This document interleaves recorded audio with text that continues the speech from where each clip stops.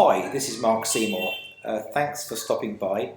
I thought I'd share with you today a series of images I took recently in Kolkata, where I show lots of images that I took of one particular scene and the final image and how I arrived at it. I refer to this book by Magnum called Contact Sheets quite regularly.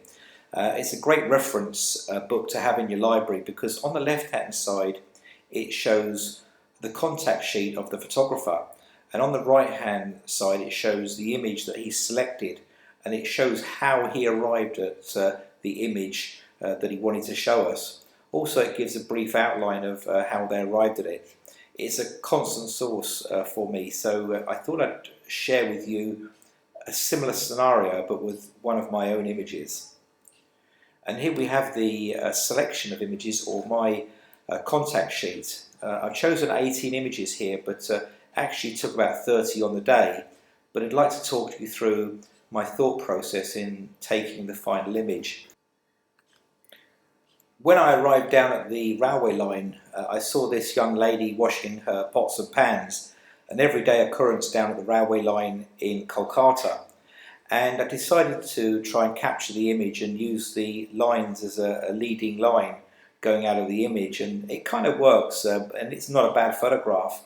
And I decided to work it a bit more because she was quite happy with me taking her image. The next image I go out a bit wider, and we can see I've included a couple of girls behind to try and tell more of a story about what is going down here on the railway line and the life that surrounds it. I've even gone wider this time. I've swapped from a 35mm lens to a 24mm lens, and you can see all the life going on here, but it looks a little bit messy, and your eye goes out of the top right where there's a white patch, and I wanted to get rid of this, so I took a couple more of it, just seeing what would happen. And then my luck started to change a little, and I heard the railway line rumble and a train approach from the left hand side. So moved around and started to take pictures of the lady and her child as the train passed by us. I cropped in quite tight, 35mm lens. I'm sitting quite near this lady, taking a couple of images. And as you can see, the train goes past us, and it's quite a long train, so it takes probably 4 or 5 minutes to pass us.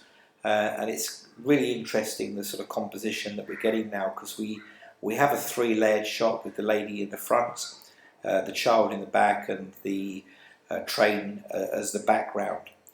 And then I've taken a couple of more of these and just sort of seen what's happening to see if I can get a better composition.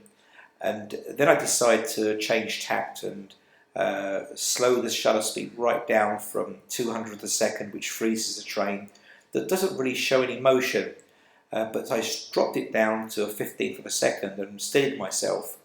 And now we can see the sort of movement in the train behind that shows it's a more dangerous place to live, where you've got these trains buzzing past at quite high speed.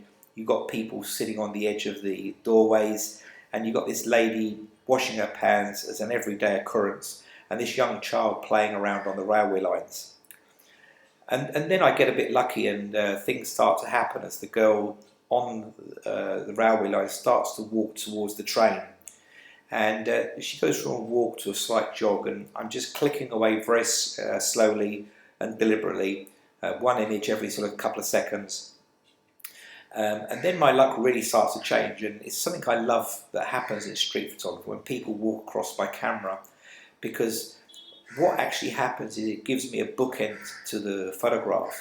And as you can see here, a lady in a sari has entered the frame on the left hand side. It's given me a nice bookend to the frame. We've got the woman in the left washing her pans, and we've got the little girl that's now gone into a sprint towards the moving train. So now, from having a couple of layers, we've now got a 4-layered image with the layer on with the lady in sari on the left, the woman washing the pans, the little girl running, and the train in the background. And it's a very interesting composition. And I just stay there. I don't look at my monitor on the back of my camera because everything is set, and I just keep clicking away until she walks through the frame. And here we have, she's moved across a little bit further, and here she's moved across a bit further. And I now know the next photograph is going to be not worth keeping, because she's going to be blocking the lady washing the pans. But the girl is great because she's gone into a full flow run, her arms are stretched out, and it's a really interesting composition. So this is the final image afterwards, and as you can see, she's now blocked, so I've stopped taking the photographs. And the next photograph I'm going to show you is the one I've chosen to print. So I've cropped off the top, the ugly buildings in the background, and I've made a nice vignette around the edge of the picture so that we concentrate on the woman washing the pan and the small girl running across the middle of the frame towards the train. The train's moving, so we can see what a dangerous location this is and the speed of the train. And the woman on the left is acting as a nice bookend as she closes in that part of the frame. So we've got a lovely four-layered image here with separation between each party. And then the next slide is without the diagrams on, to show you how I finally printed it. I hope you find this interesting. I'll be posting more like this in the future, and I'd love to hear from you, but please follow us on Instagram and Facebook. Thank you very much.